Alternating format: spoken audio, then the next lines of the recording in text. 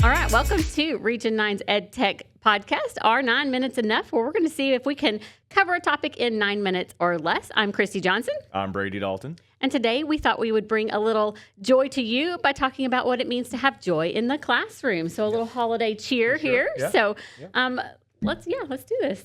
Yeah, I think this is a great time to kind of just talk about what makes education fun. Like teachers do this because they love it. It's definitely not for all the monetary gain. And so what joy are we bringing to the classroom, not just for ourselves, but for students as well? Absolutely. So I think back to when I was in school, and it's always the really simple things that remind me of like when I had fun or enjoyed a class. Mm-hmm. Yeah. I can remember my first grade teacher, which is a long, long time ago, Mrs. Barton, we were doing the letter H. And so she did honey on a piece of bread. Oh, nice. And that sticks in my mind. And I am way older than a first grader at this point in time. Yeah. So another teacher, Mrs. Ashton, she read to us out loud and used all the voices. Right. It was just such a joyful thing for us. So I can't remember what grade it was, but I remember specifically, and I think they still do this today, but like we got to produce our own book in class. Yes. And so like that's the thing, we're obviously focusing on those literary elements and we're learning, but you get to see like the product of your work and you feel so proud because I remember telling people, I'm a published author. And so I think that's just a great, fun way to do things. Well, and then that ties to what I kind of remember as being joyful as a teacher. Yeah. When my kids had a product to create, those were some of the most joyful times in the classroom. I taught broadcast journalism. When those kids were invested in what people were going to see, it was such a cool experience for them and for me to see that kind of joy of creating something in the classroom. I think that falls in exactly with like my favorite time, and I might have spoken about this before, but like I had a class, I was world geography, and I had a couple of girls that just couldn't get it. They weren't focused. They didn't honestly care. And then we started doing more project-based things, and I heard them talking about baking and stuff like that. So we were doing Rome, and I was like, hey, bake me a cake that represents Rome and the Roman road. And like they had a blast. I had a blast because I got to eat cake.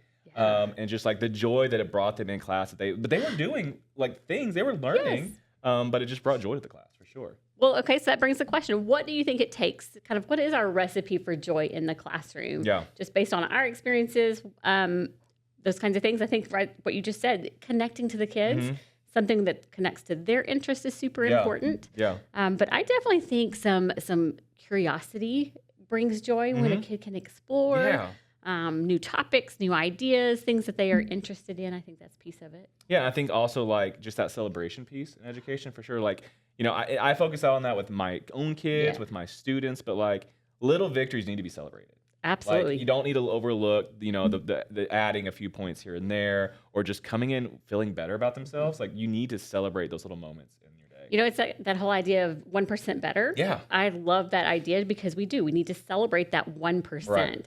And whether that's our students or us as teachers, I think that's how we keep going as we celebrate those small wins. And it might be a changed behavior in a student. It might be an academic success. Yeah. There's lots of ways that it might just be a day with no meltdowns. Yes. It just might be a good day. Remembering to take your attendance on time might be a small win. That would be a big win for me. big win. So for sure. What else would you add to our recipe for joy in the classroom? I think just communication or community. Like when those kids come together, when they feel like they're part of a group and they feel like, I'm not learning on my own. I think coming together with kids, like, hey, I'm struggling with this, and feeling comfortable with each other in the classroom to ask those questions. I think that's hard for kids these days to like feel vulnerable and say, we were watching a video of a lesson earlier, and like the teacher's like, hey, who struggled? And no kid's gonna raise their hand. Right. And so creating an environment where those kids feel comfortable with each other, that they are excited to help each other, and they don't look down on them for that. They're just like, man, I love to help you because you're a classmate, you're a buddy of mine, and teachers just creating that environment. That growth mindset is so important. So, well, and I definitely think just being able to do some creativity in here, and of course, we're coming from the EdTech world, and creativity can look a lot of different ways, and it can look hands-on by all means. We want them to be doing things hands-on, demonstrations, and creating art and things like that. But the digital realm gives us a lot of leeway for some creativity, and the tools out now are just so stinking impressive. So, well, it lets you go well beyond what you could ever imagine as a student or as a teacher using paper and pencil. Yes, absolutely. There's things that like I'm not the best artist in the world, but it's fun when I jump on Canva or jump on these AI tools that can generate what's in my mind that I couldn't produce with my hand. Well, and you still have to think through that prompting process, and it's still critical thinking. Like, this didn't come out the way I want. How do I make it do that?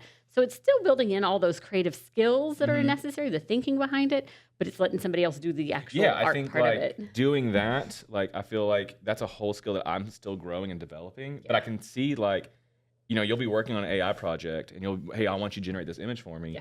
But what verbiage do I need to use to get my outcome? Because for some reason the robot doesn't like what I'm saying. Doesn't like it. No. I'm saying it 17 times in a row, and it keeps producing the same thing over again. Yeah. And finally, you tweak a little verbiage, a little bit of word, and all of a sudden you get what you want. Yeah. Like, okay, I got to remember that I did that, and that's what they remember. Yep, absolutely. So, Yep. all right. Well, what else would you put in this? I think that imagination and creativity is definitely a part of it, but just having some fun and playfulness in the classroom, whether that's building in games, and again, in real world, hands-on type, atmosphere, or digitally, games can be a really good way to add that playfulness and add that fun to classroom. I've seen so many teachers use that in lots of different ways, both for academic purposes, but also just for that community building, that behavior piece. Maybe they're working on some kindness goals and they're challenging themselves and things like that. Like, I think that's a good way that you can add that. But of course, I love digital games too. You're right. There's so many ways now to make that easy. For sure. And I think that like during this season, it's easy. Yeah. It's easy to feel like, oh, these are these cute holiday themed things. And it's like, there is a vibe. There's like an experience going on in the classroom, and the kids are more excited. Sure. Whether just because of the season or because they're doing more holiday themed things, it reminds them of fun things.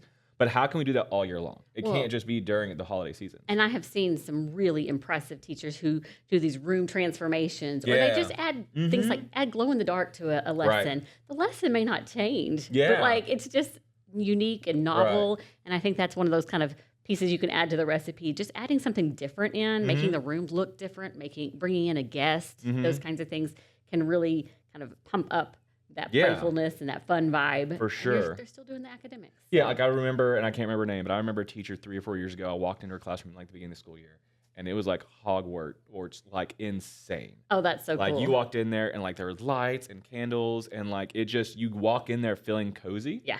And like that's what you want in a classroom. You want to walk in, not with these bright neon lights and stuff like that. You want to just sit down and enjoy it and feel comfortable. And I think that's a great way to do it. It is, absolutely. But I think it all kind of comes down to the teachers that we remember having the most joy with and that kind of stuff. It's all about relationships. For sure. When a teacher invests in their students, in creating those environments, doing those activities, or just connecting and building that culture and that climate, I think those are the ones where as students, we've probably felt the most joy. And as teachers, we felt the most joy with the classes that we were able to do that with. Yeah. I think you can do all the things we just spoke about, but it's going to mean nothing, and it's going to feel nothing if you don't have that connection. Yes. You can do all the fun activities, but if you're not building a relationship with those kids, they're not going to buy into it. Because you're asking kids to be goofy sometimes, right? And that's hard. And so like if you're asking them to buy in and play the little games and be goofy with you, they're not going to do something they're not comfortable with. And so that's the biggest part of it, for sure, is that relationship. Reminds me of that Rita Pearson, her TED Talk, that students have to lie, and they may have to just think that you like them. Sure. Sometimes we might have to be really good actors and stuff. Well, we're getting close to our time, and I want to be sure we mention our little fun that we have created for everyone. Santa's coming to town. So after this, if you just stay for a few more minutes, Santa's coming to town. We have a fun little EdTech. Twas the night before Christmas break. Yes. And so he's going to read that to you, and it's a fun little AI generated thing, kind of an idea of something that maybe you can do with your kids. And so we look forward to it. It allowed us to have a little, a little joy in our work. We were able to be a little creative and use some tools, and I thought that it's a very fun one. So yes, you're going to have to stick around. But while you're doing that, why don't you drop in the comments something that you do to bring joy to your classroom? We would love to hear those ideas and see what you're doing. And then the last little piece is hopefully next semester we're going to be bumping up the frequency of these. Yes. And so we're looking forward to seeing you again in 2026. What? Yeah. All right. Till next time. Thank y'all.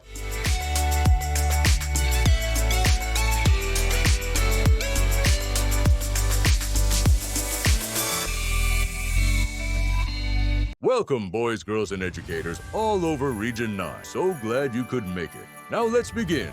Was the night before break. And all through the school, not a Chromebook was stirring, not even a tool. The charging carts hummed by the smartboards with care, in hopes that new software updates soon would be there. The students were nestled all snug in their beds, while visions of Minecraft Ed danced in their heads. And my co-teacher in PJs, and I with my Mac, had just closed our gradebooks There was no turning back. When onto my dashboard, there arose such a clatter. I sprang from my Google Meet to see what was the matter. Away to the window, I flew like a flash and double-clicked icons, ignoring the cache. The glow of the monitor on my tired face gave the luster of blue light all over the place. When? What to my wondering eyes should appear but a sysadmin's avatar, banishing fear. With a little old driver, so savvy and quick, I knew in a moment it must be our tech. More rapid than fiber his coursers they came, and he whistled and shouted and called them by name. Now, Kahoot! Now, Quizlet! Now, Padlet and Flip, on Canvas! On Seesaw! Don't give me no lip! To the top of the server! To the top of the firewall! Now, dash away, dash away, dash away all! So up to the cloud-based server they flew, with a sleigh full of bandwidth, and the sysadmin too. And then, in a twinkling, I heard a soft click, the processing power of some magic trick. As I drew in my head and was turning around, through the mainframe the admin came with a bound. He was dressed in a polo, a comfortable gray, and his glasses reflected the screen's bright array. A bundle of dongles he had on his back, and he looked like a coder just opening his pack. His eyes, how they focused, his brow in a furrow, as he typed out new code for a better tomorrow. The cursor it blinked with a rhythm and dash, as he cleared out the errors and deleted the trash. He spoke not a word, but went straight to the mainframe, and fixed all the logins, extinguishing blame. He updated the firewalls, patched every hole, and gave the whole network a brand new soul. And hitting the Enter key with a tap of his mouse, he logged out of the system for the entire schoolhouse. His icon then vanished. His cursor was gone.